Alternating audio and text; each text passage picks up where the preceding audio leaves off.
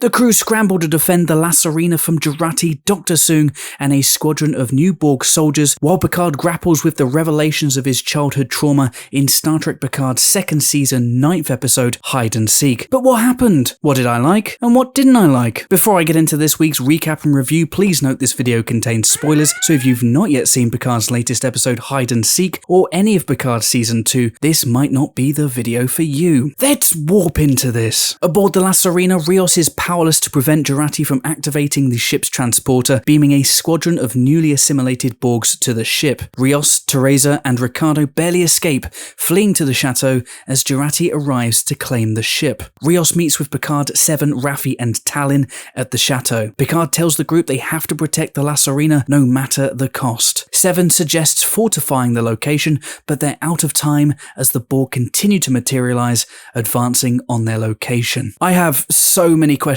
about what we see in this episode. So many, in fact, that I don't think I have the time or the energy to go through them all. I might have to do an exhaustive review and analysis once the season is over, but don't expect this anytime soon. I need a break from Picard once this season's done. The Borg soldiers come in the form that I fear they would, with zero Borg to them. The use of green from their laser scopes was about as on-brand as we got here. It can't be a budget issue, surely, so I can only imagine this is part of Patrick Stewart's demand that the show resists any semblance of Star Trek. That, or they're just lazy. I imagine it's probably a mixture of both, but in any case, discount store Borg was incredibly disappointing to see. But it gets worse. Oh boy, does it get worse. The crew engaged the approaching Borg in a firefight. Rios attempts to lead Teresa and Ricardo to the safety of the house, but is hit and is beamed to Tallinn's apartment along with Teresa and Ricardo. With Teresa and Ricardo safe from harm, Rios attempts to rejoin his crew, but Picard orders Tallinn to deactivate the transporter system, preventing him from making a swift return. The group split, with Seven and Raffi planning to flank the enemy in the field to return and retake the ship. Moving through the Chateau, the two fend off their Borg attackers. Taking note of Seven's tone and approach, Raffi says Seven sounds like a captain and queries why she never joined Starfleet. Seven replies that she tried when she returned with Voyager, but was shut down despite Janeway's protests. Understanding the grim odds but out of options, the two charge out of the Chateau, sprinting through heavy fire in an attempt to reach the Sirena. Picard ordering Tallinn to prevent Rios from returning was odd. Surely Tallinn could have pointed out that she has technology at the apartment to heal him so he could quickly return. Logically, it makes sense to have a strong, capable person helping you in this situation, and Picard did say they had to defend no matter the cost. But this show doesn't do logic, and Rios had to leave for reasons that only kind of make sense later. Initially, Seven's Starfleet revelation didn't bother me. This is, after all, the same Starfleet that held Picard back from the line in First Contact, but then again, it's also the same Starfleet that allowed him to remain captain after his assimilation and participation in the deaths of over 10,000 people at the Battle of Wharf 359. But then I remembered Icheb. Oh, Icheb. From his gory appearance last season, Icheb was clearly a member of Starfleet, so it doesn't make sense, does it? I'm sort of accepting of Picard's flagrant disregard of previous Star Trek at this point, but to forget your own continuity is something else entirely. Seven mentions flanking the enemy to return to the ship.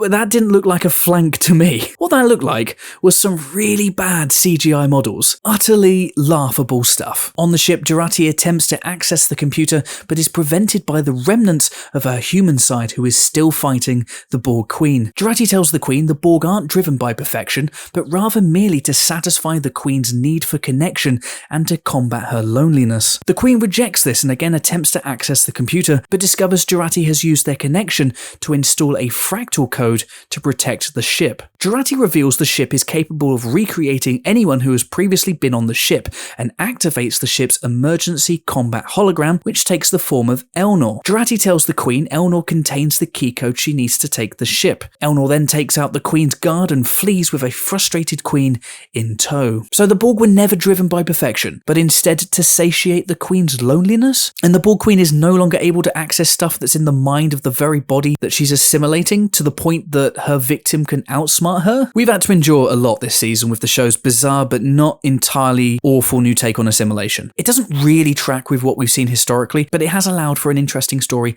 to be told. I didn't expect it to turn out quite like this though. More thoughts on all this in a bit. Elnor's appearance doesn't make sense. Rios. This isn't their original La Sirena. This is the Confederation La Sirena. You know, the one that earlier in the season didn't carry a medical kit or a tricorder, but now it has the ability to create a perfect holographic copy of a recently deceased passenger? How is this possible? What's the science behind it? And when did anyone get a second to do all this? Also, why would Jurati tell the Queen that Elnor possesses the key code? Also, by catching Elnor, how did the Queen plan on extracting this information? Evading the Queen and her Borg soldiers, Elnor reunites with Seven and Raffi, who have made it back to the ship. Raffi tearfully apologizes to Elnor, confessing having used her fear of being alone to hold him back. Elnor assures Raffi that his memories of the real Elnor were of love and not blame. With Elnor, Seven unlocks the ship's computer, using the transporters to beam most of the remaining Borg soldiers into the walls of the Chateau's tunnels. Saved from Seven's beam out thanks to an inhibitor, the Queen attacks, disabling Elnor, knocking Raffi aside and severely wounding Seven with a fatal blow from her appendage. Now with the upper hand, the Queen finally takes control of the ship's computer. Very kind of the Queen and her Borg to give Raffi and Elnor time for an emotional moment. Elnor appears to possess memories of the real Elnor as well. What would be the point of this for a combat hologram? It's not like the hologram version of Rios that we saw at the start of the season, which was actually a combination of all of Rios's personalities. No, this was just the emergency combat hologram. Why would this program have this information? Also, why does Elnor have a mobile emitter? The La Sirena we know already has inbuilt emitters, so it stands to reason that the Confederation one does as well. But let's say they don't. The mobile emitter was created from far future technology in a timeline that never happened. So how does this exist? The correct answer to this, and every question I have, is don't think about it, you hater. Rios works to hack into Tallin's transporter system to return to the fight. Teresa protests, pleading with Rios to stay, wondering if Rios' destiny is to stay with them in the present. Successful in gaining access to the transporter, Rios kisses Teresa, arms himself, and beams back to the chateau. Apparently, Ricardo's intense shell shock just puts him to sleep. I'm not a doctor, but if you are, I would love to know how realistic this is. I also don't know if you noticed, but the ominous music that played during the shot where Teresa scans Rios' wound, was that supposed to mean something? Because it didn't go anywhere. In the midst of battle, Picard flashes back once again to memories of his childhood, playing hide and seek with his mother. Soong arrives and confronts Picard, demanding the Admiral make things easier by standing down. Picard refuses and takes Tallin deeper into the house, pursued by Soong and his Borg entourage. Again flashing back to his youth, Picard remembers an old secret access to the Chateau's tunnel network, a part of the house Picard has dark memories of. Picard and Tallin move down into the tunnels, but Soong too discovers the access and continues his pursuit. Exploring the depths of the chateau, Tallin asks Picard what became of his mother. Picard explains that after a game of hide and seek gone wrong, his father locked her away. Hearing her cries for help, a young Picard unlocked and opened the door. Picard's recollection is interrupted, however, by Soong and his men who force them to the surface. Now on the ground level, Picard and Tallin are cornered by Soong, who orders his men to execute the two, but Rios beams in just in time, incapacitating the remaining Borg. Unable to finish the job due to Rios' gun requiring the DNA of its holder, Soong detonates the weapon and flees the chateau. Now safe, Picard completes the realization of his childhood trauma. Freed from the locked room by a young Picard, his mother, now consumed by her illness, committed suicide in the greenhouse of the chateau. Feeling intense guilt over his role in the tragedy, Picard repressed the memory. Tallin tells Picard love can be a curse that can force us to run away from ourselves, but that it can also be a gift. Embracing Picard as he flashes back one final time to a young Picard throwing a rock through the glass of the greenhouse. Mixed feelings on pretty much all of this. The revelation of Picard's mother that we've been building to fell flat, mostly due to it being drawn out so much. Flashing back in the middle of a crucial battle with massive implications for the timeline was a poor choice on Picard and the show's part. For Picard, it seems odd, of all the moments he would choose right now in the middle of this crucial battle to work through old trauma. It's not like he's just returned to the chateau for the first time in forever either. He's lived there for years. From a storytelling perspective, these moments robbed the episode of its momentum, stopping the action dead for a series of endlessly repetitive visuals and a conclusion most viewers could have guessed was coming from what we saw a couple of weeks ago. And the optics. What does the show want us to learn from all this? That mental illness is terrible? Yeah, I know. I'm actually fine with the portrayal of illness in a world where all illness has been cured. At the end of the day, the person suffering needs to want to be cured, and that doesn't appear to be the case here. It's all very sad, and some of it was handled quite well, particularly the final moments. But I'm confused as to what the message was. The Queen moves in to finish Seven off, but is again stopped by the remnants of Jurati, who tells the Queen she was able to use the same body chemical tactics to wrestle back a degree of control. Jurati shows the Queen images of the Borg defeated, positing she and the collective will always fail in every timeline and every universe,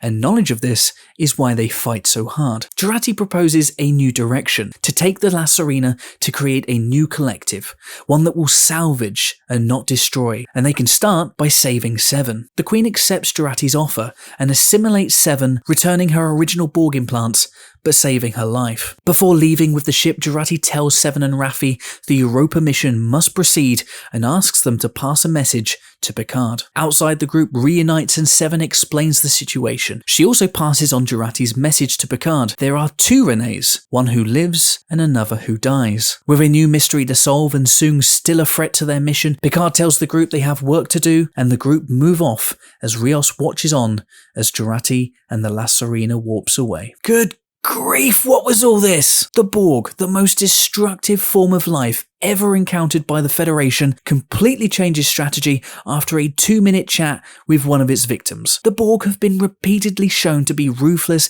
and relentless in their mission to assimilate the universe. How could they change their nature so suddenly and with so much acceptance? Why was the crew fine with this? Did they forget Chakotay's Scorpion story? And Seven, in a completely different body that has never been assimilated, is saved by assimilation, but the only signs of this are the same prosthetics that she has in the main timeline. What? How? How does any of this make sense? Changing and defanging one of Star Trek's great adversaries isn't exactly a new thing, as it's been happening since their very first appearance. But this is a new level of recontextualization that to me just borders on vandalization. How on earth can the Borg ever hope to be a menace after what we see here? The decline of this season has been shocking. I can't believe this is the outcome of everything we saw at the start of the season. How did we get here? How did it go so wrong? And perhaps more importantly, how did I fall for this again? There's so little for me to enjoy here. The writing is nonsense, littered with contrivances at almost every turn. The dimly lit action is generic and completely forgettable. Picard's flashbacks were intrusive and unnecessary to the wider story. And the resolution takes the franchise's greatest villains and turns them into Twitter. If you like this show, that's awesome. Honestly, I'm genuinely pleased some pleasure can be derived from all this. I really don't want you to think I'm a hater, or making this video for hate clicks or anything like that. Believe me, I take zero joy from ranting about the extended adventures of one of my all-time favourite characters. I'm a fan first, but I'm also a critic, and I'm going to criticise what I perceive to be bad Star Trek. And this episode, I'm sorry to say, is one of the worst in franchise history. I'm giving Hide and Seek 1 star out of 5. But what did you think of this episode? Did you love it? Did you hate it? Let me know in the comments below, and don't forget to like this video and subscribe to the channel for more Star Trek reviews and recaps coming soon. Until next time, I'm the Trek Lad. Live long and prosper.